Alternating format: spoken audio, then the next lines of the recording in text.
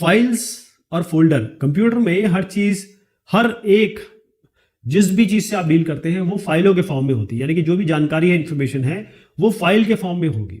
और फाइल किस तरीके से, जैसे अगर आपके पास एक बड़ी सी फाइल है, उसमें क्या करते हैं आप, तमाम तरीके के डॉक्यूमेंट रखते हैं। जैसे 10th की मार्कशीट रख दी, 12th की मार्कशीट रख दी, आपका कोई आपने प्राइज जीता वो रख दिया, सर्टिफिकेट रख दिया, वही तो आप लेके जाते हैं, कोई इंटरव्यू होगा या कोई डिस्कशन होगा वहां लेके जाते हैं, ऐसे करते हैं ना। तो इसका मतलब एक फोल्डर में आप ये फाइलें रख देते हैं। इन फाइलों को आप समझ लीजिए ये सर्टिफिकेट्स हैं आपके, और ये एक फोल्डर हो गया। हर एक फाइल जो होती है कंप्यूटर में, उसका नाम अलग अलग होता है, काम अलग अलग होता है, यानी कि हर एक फाइल का एक फाइल नेम होगा और इसका एक्सटेंशन नेम होगा। जैसे मैंने कहा अजय भंडारी, तो अब इनका नाम है और इनका एक एक्सटेंशन है। तो अगर आप केवल अजय बोलेंगे और अगर क्लास में अजय चौहान भी है, तो कौन सा अजय आप बोलेंगे, मतलब कौन सा अजय खड़ा होगा अगर आप अजय बोलेंगे तो? हाँ, आप अजय भंडारी बोलेंगे तब आपको पता चल जाएगा, उस बंदे को पता चल जाएगा उसकी बात हो रही है। तो इसी तरीके से जैसे नाम है और साथ में सरनेम है, तो ऐसे ही एक फाइल नेम होता है और साथ में आपका एक्सटेंशन होता है। एक्सटेंशन और फाइल के बीच में एक डॉट होता है जिसको हम पीरियड कह रहे हैं, डॉट होता है। तो अगर आप एक फाइल मान लीजिए केवल लिखने के लिए कोई टेक्स्ट लिखना चाहते हैं उसमें, और उसको सेव करेंगे, और एक पर्टिकुलर हर एक एप्लीकेशन जो होती है, हर एक सॉफ्टवेयर अलग अलग फाइलों से डील करता है। जैसे नोटपैड केवल .txt से डील करता है, txt.txt। जैसे आपने एक फाइल बनाई, ये अजय की बना देते हैं, अजय.txt, तो अजय की फाइल है और इसमें टेक्स्ट लिखा हुआ है, txt टेक्स्ट लिखा हुआ है। ऐसे .doc फाइल बन सकती है, ऐसे .xls बन सकती है, ऐसे इमेज फाइल जो होती है नॉर्मली हम जो डील करते हैं jpg होती है, ऐसी आपका .mp3 है साउंड फाइल के लिए। और फोल्डर क्या होता है, मान लीजिए आपके बहुत सारे गाने हैं, कम से कम 100 गाने हैं, तो उसको एक फोल्डर में रख दीजिए। मान लीजिए ये गाने जो है ये आपके 80s के गाने हैं, 80 के दशक के गाने, तो 80s करके फोल्डर बना दीजिए, उसमें सारे 80s के गाने रख दीजिए। 90s का फोल्डर बना के उसमें सारे गाने रख दीजिए। तो इस तरीके से फोल्डर के अंदर आपकी फाइलें आ जाएंगी। तो ये ऐसा फोल्डर आपको दिखाई देगा, इसका आइकन मैं दिखा रहा हूं, और उन फोल्डर में आपके अलग अलग तरीके की आप फाइलें रख सकते हैं। हम फोल्डर इसलिए बनाते हैं कि उसमें संबंधित तरीके के, रिलेटेड तरीके की फाइल रख सके। ऐसे यहां पर जो मैं आपको फाइल टाइप दिखा रहा हूं, ये सारे एक्सटेंशंस हैं। डॉट के बाद जो आता है, और ये डॉट बताने का मतलब ये है कि जैसे मान लीजिए आपको मैं इमेज फाइल बताऊं तो कौन कौन सी होगी। .png जो भी फाइल होगी जिसके आगे एक्सटेंशन .png वो इमेज फाइल है। .jpg इमेज फाइल है। .gif इमेज फाइल है। अगर मैं वीडियो फाइल की बात करूं तो कौन कौन सी बनेगी, .mov वीडियो फाइल है। ये ऐसे करके हमें डॉट से पता चल जाता है कि ये क्या फाइल है, राइट। बहुत सारी और चीज़ हैं इसमें, जैसे HTML फाइल्स होती है, जिप मतलब अगर आप कई फाइलों को एकदम कंप्रेस कर देते हैं तो जिप फाइल बन जाती है। PHP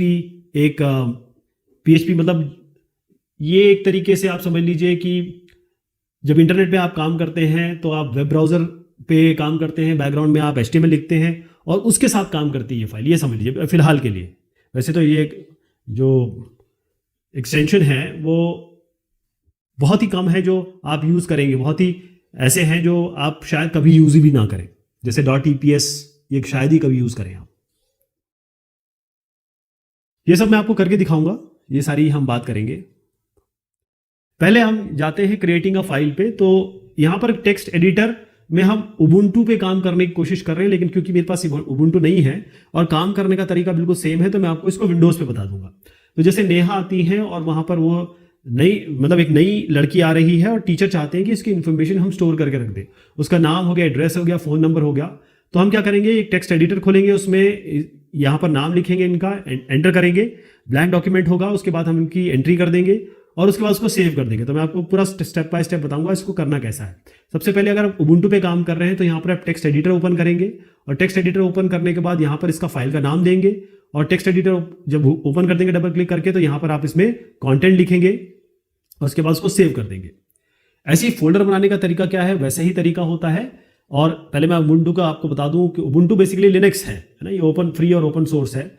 तो इसमें ये अलग अलग ऐसे फोल्डर बना सकते हैं आप। तो ये ऐसे फोल्डर बन जाएंगे, राइट क्लिक करके ही फोल्डर बन जाते हैं और न्यू फोल्डर बनता है, नाम दे दीजिए इसका नया, और उसके बाद आप उसका नाम चेंज कर सकते हैं, रीनेम कर सकते हैं, क्योंकि जब फर्स्ट टाइम आप फोल्डर बनाते हैं तो न्यू फोल्डर नाम से बनता है।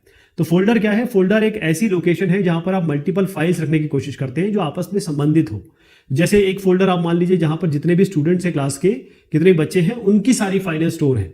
तो यहीं पे हम फाइल एक्सप्लोरर में, चाहे आप उबुंटू की बात करें चाहे विंडोज़ की बात करें, ये तरीका एकदम सेम है दोनों का, कि कैसे हम नया फोल्डर बनाएंगे। तो एक मैं आपको इसका एग्जाम्पल दे देता हूँ, चलते हैं हम।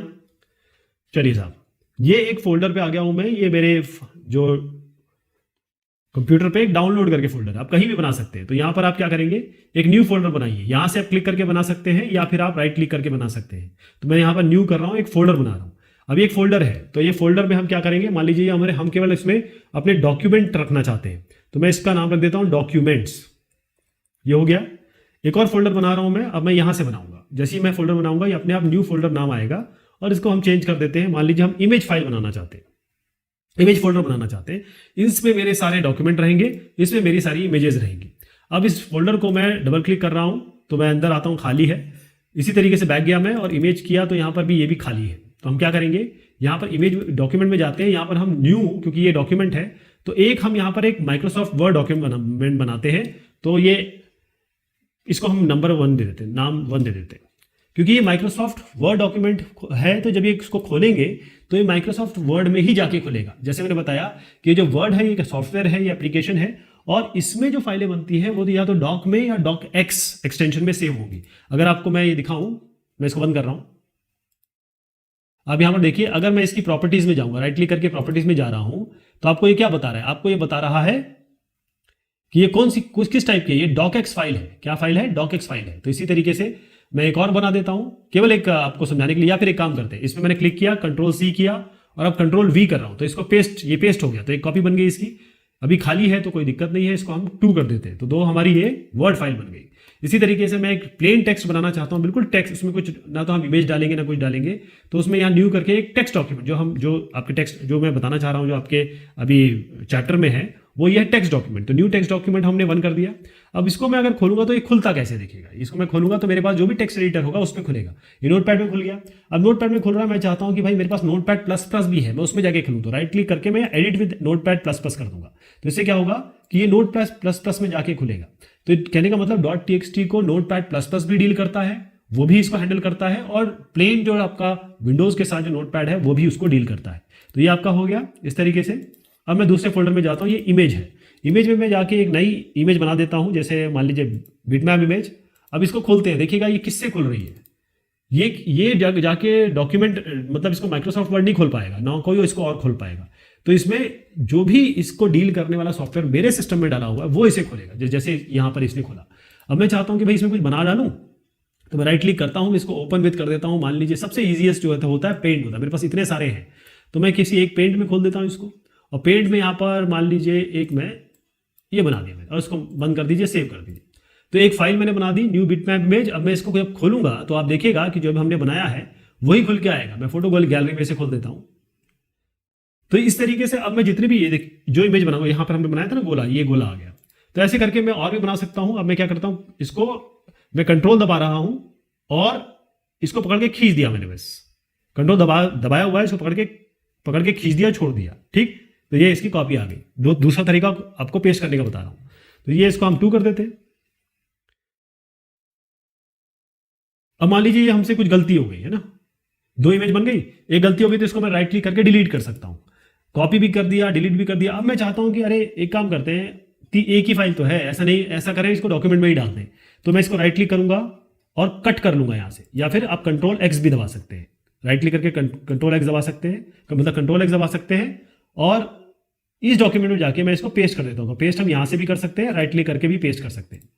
तो अब 3 डॉक्यूमेंट हो गए, एक हमारी इमेज हो गई। अब ये रिडंडेंट हो गया, खाली हो गया, तो इसको डिलीट कर देते हैं। फोल्डर डिलीट करने का भी तरीका बिल्कुल सेम है।